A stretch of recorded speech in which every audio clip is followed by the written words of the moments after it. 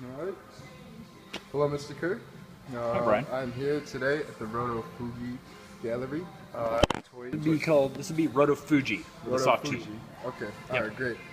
Really, you guys opened in 2004. Yep. And you guys have expanded multiple times.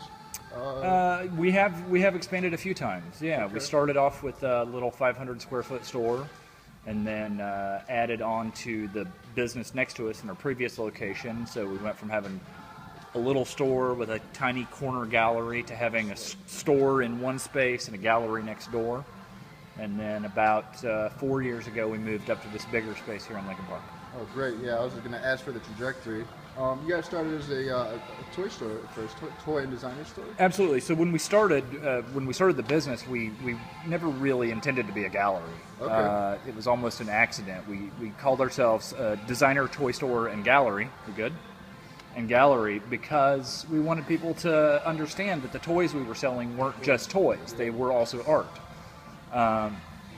But it turns out if you put gallery in your name, people pretty much immediately start asking if they can show work at your space. And so before we even opened the doors, we had booked a couple exhibits for our original space, which really meant we had about 15 foot of wall space in the back corner of our original small store that we used as a gallery. And over the years, that part of our business has grew and grew to where now it's a good, it's almost, a third of our 4,000 square foot store. So we have a dedicated gallery space where we do monthly exhibits now. Yeah, definitely. So would you say the demand of like the customers is what led to the gallery space, or have you guys always wanted a I think gallery it space at started. all? I think it started as the demand from the artists, really. Artists, like, The Chicago art community really, and internationally, people were looking for a space in Chicago where they could show kind of modern pop and lowbrow artwork because there weren't a lot of spaces willing to do that. And so we've kind of become a de facto good place to show things like gig posters and graffiti art. And these days we kind of stick to modern pop and illustration because that's kind of the genre we've accepted as ours. Right. But it was largely because the artists demanded a space. Excuse me. Yeah, of course. How you doing? There's no record we're gonna turn on? I saw you guys started a new program called Scribble Inc. So Scribbles Inc. is actually a completely different company. That's Scribbles Inc. is a Chicago-based product development company, and we work together with them under the Scribbles Inc. and Rotofugi brand. Creative branding there, let me tell you.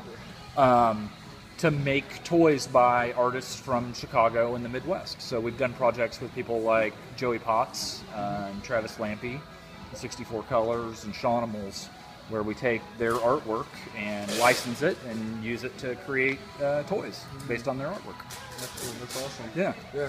How, for all the artists in the class, how do you pick your artists? I'm sure you guys have a lot of people. We do. We do have an open submission policy, but I will be very upfront and tell you that in 10 years I've accepted 2 open submissions. The gallery is primarily by invitation. We have a curator. His name is David Van Alphen. He's a former head of gallery of his own here in Chicago for several years. And so we're largely inviting people that are either working in modern pop or are professional illustrators whose work we admire and asking them to exhibit in our space. Yeah. Yeah. Do you have any suggestions for artists and emerging artists? To get that invitation somehow? It's about just getting out there and hustling, and getting your art seen in as many places as possible. For a space like us, we're not the biggest name gallery or anything, but we're established. Definitely. And I'm usually looking for someone that has at least somewhat of a track record. And it doesn't have to be a fancy track record, but you need to have got out there and shown your work, whether it's in group shows, if you can get into group shows, or in non-traditional spaces, restaurants and bars and stuff like that. But like many galleries, we exist to sell artwork. And if you don't have some sort of history of selling your work, it's a huge risk for me to show your work. Right. And so you have to show me that you have that wherewithal, and it's hard to commodify something like art, but that's what we do. You know, we're here to sell the work, not just to show it. And so it's a matter of proving that you are a commodity and that you can sell the work. Sure. You know, I hate to be that blunt about it, but it's true. I mean, if you want to make a living as an artist, you have to be not just an artist, you have to be a business person too. Yep. You know. Now, besides Scribble Inc., are there any other big like toy expos or art shows or exhibitions that you guys have been a part of, like a big group? Yeah, so we exhibit at a couple different kind of toy and comic conventions. In Chicago, there's one called C2E2, Chicago Comic and Entertainment Expo. But the big event every year is San Diego Comic-Con, or Comic-Con International, in San Diego. And it's something like 250,000 attendees. It's the largest pop culture convention in the U.S. Wow, and we do that every year, and that's really about just getting in front of new people. And we don't. That's more for us. That's more about showing and selling toys instead of artwork. As a gallery, I don't participate in a lot of the like art expos and stuff like that because we, in some ways, we fall outside of that. You know, that's a very kind of traditional model where if I wanted to show at an expo, I have to buy a booth for usually $5,000 or $10,000. Frankly, most of the work I sell is inexpensive, and it would not make any sense for me. You know, this current exhibit is a bunch of $200 pieces. Like, I could not possibly sell enough $200 pieces at an art expo to justify having a space there. So we just kind of work outside of that more traditional gallery model. And we're lucky in that we have this other draw. You know, we're not just a gallery, we're also a toy store. We're not just a toy store, we're also a gallery. And we find that the two things complement each other and make it viable. Now I got two more questions for you. One of them is actually for you. Would you say you're more so on the toy section of the art and gallery, or me personally? Yeah, you personally. So my title, I have a two-part title aside from owner. I am the toy wrangler, meaning I spend a lot of my time searching out and finding new, interesting, artistic toys for us to sell in our store.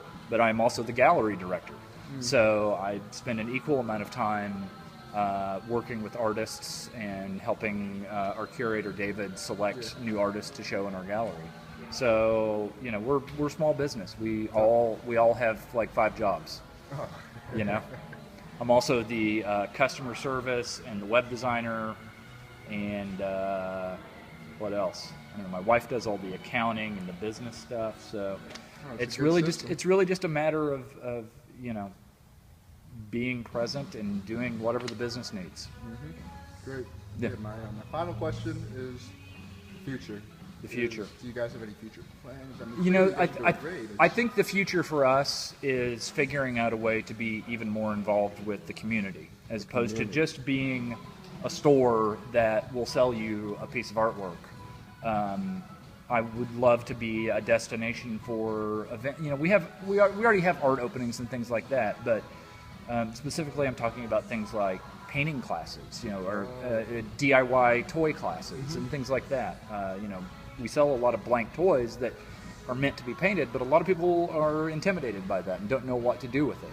And so I think one of the things we'll be doing in the coming year is offering weekday or weekend, who knows, we haven't quite figured out what it is, but working with local toy customizers to have a class where you would, it'd be a small fee for you to come in and learn from somebody that is an expert at painting toys. Does that mean we can expect another expansion, or would it be within this space? It would be within this space, definitely. They're what we're talking about are probably small classes, probably 10 to 15 people at a time, and probably just set up in the gallery, folding chairs and whatnot. But that and just being more involved on a give and take basis with our customers instead of just taking. Yeah. Awesome. Well, thank you very much for your time. Thank you, Brian. Yeah, good questions. Thank you. Good luck.